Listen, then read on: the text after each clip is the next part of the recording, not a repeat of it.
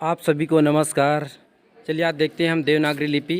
देखिए नागरी लिपि को दो शाखा में बांटा गया है, पश्चिमी शाखा, पूर्वी शाखा, जिसके अंतर्गत ये सब चीज़ें हैं, ये सभी भाषाएं।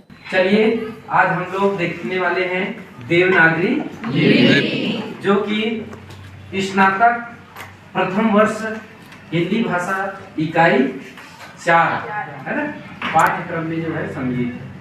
तो देवनागरी लिपि को जानने से पहले हमको सबसे पहले क्या जानना जरूरी है? लिपि क्या है? सही है कि नहीं? yes, लिपि क्या होता है? जो भी शब्द, जो भी भाषा हम प्रयोग करते हैं ध्वनि के रूप में, उसी ध्वनि रूपी जो वर्ण है, शब्द है ना, वो उच्चारित रूप में होता है। जब हम भाषा के रूप में प्रयोग करते हैं तो उसको जब हम लिखित रूप में करते हैं, है ना, जैसे मैंने कहा राम, है ना, जब उच्चारित रूप में करते हैं तो उसको ध्वनि कहते हैं, और उसको जब हम लिख देते हैं लिखित रूप में, है ना, इसको क्या कहा जाता है? लिपि कहा जाता है। तो लिपि का अर्थ होता है चिन्ह या प्रतीक, ठीक है। लिपि का अर्थ होता है चिन्ह या प्रतीक, और इसी चिन्ह या प्रतीक के माध्यम से ही हम अपने भाव, अपने विचार, अपनी संवेदना जो भी है उसको लिखित रूप में एक व्यक्ति से दूसरे व्यक्ति तक, समाज तक या अन्य लोगों तक जो है पहुंचाने का काम करते हैं, ठीक है। मतलब भाषा जो है एक प्रकार से मौखिक रूप है ना, उसमें प्रयोग किए जाने वाले जितने भी ध्वनि है, वर्ण है, वाक है, उन सभी को जब लिखित रूप में लिख दिया जाता है पेपर में, कागज में, पत्ते में या पत्थर में, तब उसको जो है हम लिपि करते हैं। ठीक समझ में है? हम जानते हैं कि प्राचीन समय में देखे होंगे आप लोग, जब मनुष्य खाना बदोशी जीवन व्यतीत करते थे तो कई प्रकार के दीवारों में चिन्ह मिलता था, है ना। कोई जो है स्क्रैच कर करके लिखा करते थे, तो कोई पत्थर वगैरह नुकीली पत्थर से कुछ बनाया करते थे। तो उस प्रकार से जो है हम लोग अपनी भाव, अपनी वेदना, संवेदना, ये सभी चीजों को जो है हम लोग प्रकट करते थे। ठीक समझ में है? हर युग में, है ना, अलग अलग भाषा का प्रयोग हुआ है। हर भाषा का अपना एक अलग अलग लिपि होता है, ठीक है। लिपि का अर्थ होता है चिन्ह या प्रतीक। अब हम देखते हैं, देखिए लिपि और लिपि, जैसे हिंदी की लिपि क्या है? देवनागरी। संस्कृत की लिपि क्या है? देवनागरी। मराठी की लिपि क्या है? देवनागरी। है कि नहीं है? मतलब देवनागरी लिपि ऐसे लिपि है जो कि जितने भी लिपि है उन समस्त लिपियों में सर्वाधिक प्रसिद्ध, सर्वाधिक वैज्ञानिक, सर्वाधिक तार्किकता और सर्वाधिक महत्वपूर्ण लिपि है तो देवनागरी, ठीक है। जैसे पंजाबी भाषा, पंजाबी भाषा की अपनी एक अलग लिपि है, गुरुमुखी लिपि कहा जाता है उसको, है ना। उसका जो अर्थ है या उसको आप पढ़ नहीं पाओगे जब तक कि उस लिपि का हमको ज्ञान नहीं है। हम जानते हैं कि जो देवनागरी लिपि है, इस लिपि को हम बचपन से पढ़ते आ रहे हैं, सुनते आ रहे हैं, देखते आ रहे हैं। इस कारण से इस लिपि में जो कुछ भी लिखा रहता है उसको हम आसानी से पढ़ सकते हैं। अब बात है ना, इस लिपि की उत्पत्ति किस लिपि से हुई या इस लिपि की मातृ लिपि क्या है? तो इस लिपि, देवनागरी लिपि की मातृ लिपि है ब्राह्मी लिपि, है ना। सबसे प्राचीन लिपि कहा जाता है ब्राह्मी लिपि, और उसी लिपि से अधिकांश लिपियों की उत्पत्ति हुई, ठीक है। इसके बाद आता है देवनागरी लिपि के नामकरण। इस लिपि को देवनागरी क्यों कहा गया? इस पर बहुत से विद्वानों ने अपने अपने मत अनुसार, अपने अपने स्वविवेक अनुसार अलग अलग मत व्यक्त किए, ठीक है। तो किसी ने कहा देवनागरी लिपि का नामकरण इसलिए पड़ा क्योंकि ये गुजरात में देवनगर नामक एक जगह है ना, उस जगह के कारण जो है इस लिपि का नामकरण देवनागरी। तो कहा किसी ने, तो देव शब्द नहीं जोड़ना था, नगर है ठीक है, लेकिन देव कैसे हुआ? उस लिपि को, उस नामकरण को भी कई लोगों ने नकार दिया। फिर कहते हैं कि गुजरात में, है ना, एक ऐसा जगह है जहां पर नागर ब्राह्मण लोग रहते हैं, और नागर ब्राह्मणों की लिपि देवनागरी लिपि, इस कारण से भी इस लिपि का नामकरण देवनागरी लिपि पड़ा। कई लोग मानते हैं कि देवों की भाषा क्या थी? संस्कृत, और संस्कृत की लिपि क्या है? देवनागरी। तो इसी कारण जो है देवनागरी लिपि को भी जो है ना, संस्कृत में प्रयोग किए जाने के कारण या देवों द्वारा प्रयोग किए जाने के कारण भी कई विद्वान जो है इसको देवनागरी लिपि कहते हैं। कई लोगों ने माना कि इस लिपि को, है ना, लोक लिपि का, आधुनिक युग में लोक लिपि कहा गया, जो कि सर्वथा उचित नहीं है, क्योंकि इस युग में केवल देवनागरी लिपि का प्रयोग नहीं होता है ना। जन सामान्य में केवल लोक लिपि कहने से जन सामान्य की लिपि, लोगों में प्रचलित लिपि, लेकिन आज संसार में कई प्रकार की भाषाएं हैं, कई प्रकार की लिपियां हैं, है ना। इस कारण से इस लिपि के नामकरण को लोक लिपि को जो है सर्वथा उपयुक्त नहीं माना गया।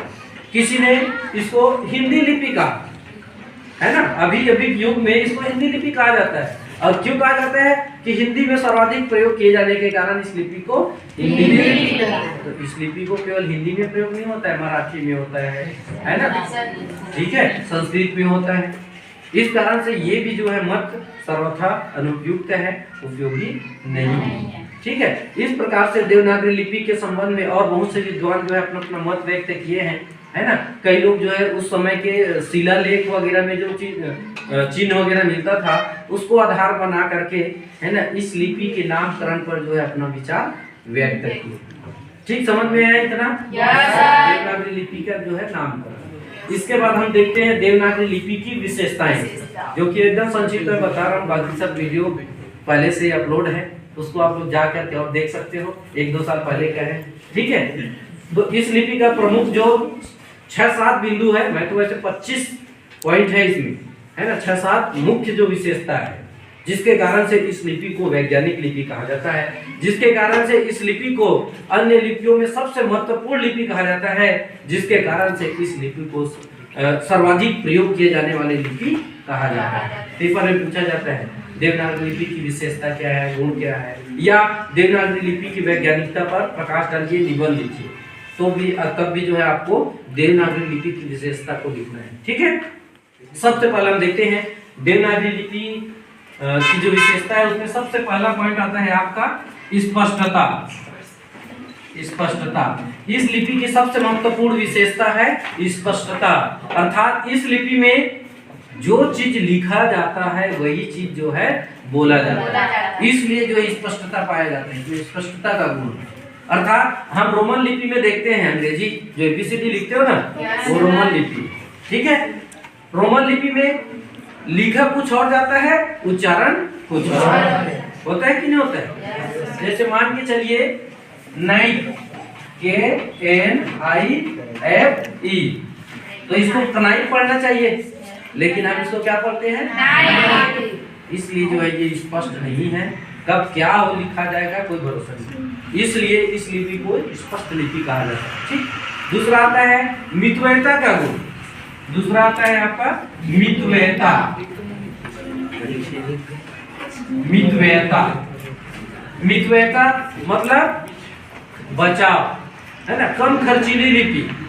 इस लिपि को लिखने में, उच्चारण करने में कम समय लगता है, जब लिखते हैं तो बहुत कम स्पेस लगता है, कम जगह में हम इसको लिख सकते हैं। जैसे अंग्रेजी में मान के चलिए, है ना, रोमन लिपि में हम लिखते हैं अमेरिका, अमेरिका AMRI, और क्या लिखते हैं के, इतना सारा जगह लगा, लगभग 1 फीट जगह। अब हमको लिखना है हिंदी में देवनागरी लिपि में अमेरिका, ठीक है, उतना ही बड़ा बड़ा लिख रहा हूं, अमेरिका। अब देखिए हमारा इतना 4-6 इंच जगह छूट गया, इसलिए इस लिपि को मितव्ययता लिपि कहा जाता है। मितव्ययता का गुण इसमें पाया जाता है, मतलब कम जगह पर, कम समय पर, कम ऊर्जा से हम इस लिपि का प्रयोग कर सकते हैं, कोई भी भाषा शब्द का जो उच्चारण कर सकते हैं, ठीक समझ में है? Yes sir. ध्वन्यात्मकता का गुण तीसरा आता है ध्वन्यात्मकता। ध्वन्यात्मकता, ठीक है, ध्वन्यात्मकता मतलब इस लिपि में ध्वनि चिन्हों का प्रयोग किया जाता है, जैसा उच्चारण किया जाता है वैसा लिखा जाता है, उस लिपि की तरह अलग अलग उच्चारण अलग अलग नहीं लिखा जाता है, ठीक है। इसमें जितने भी वर्ण हैं सबका अपना अलग अलग उच्चारण स्थान है, उन्हीं उच्चारण स्थानों से जो उसको उच्चारित किया जाता है, ठीक समझ में है? जैसे हमको, है ना, रा लिखना है या रा उच्चारण करना है तो रा ही लिखेंगे, रा उच्चारण करेंगे, है ना। यदि म लिखना है तो मुझे म उच्चारण करेंगे, म लिखेंगे, जबकि रोमन लिपि में ऐसा नहीं होता। ठीक समझ में है? Yes sir. सबको समझ में है? Yes sir. इसके बाद अगला आता है चौथा, है ना, सर्वाधिक प्रसिद्ध लिपि। हम जानते हैं कि इस लिपि का प्रयोग, बाकी लिपि का प्रयोग केवल एक ही भाषा में आपको मिलेगा, लेकिन इस लिपि का प्रयोग जो है आपको कई भाषाओं में मिलेगा।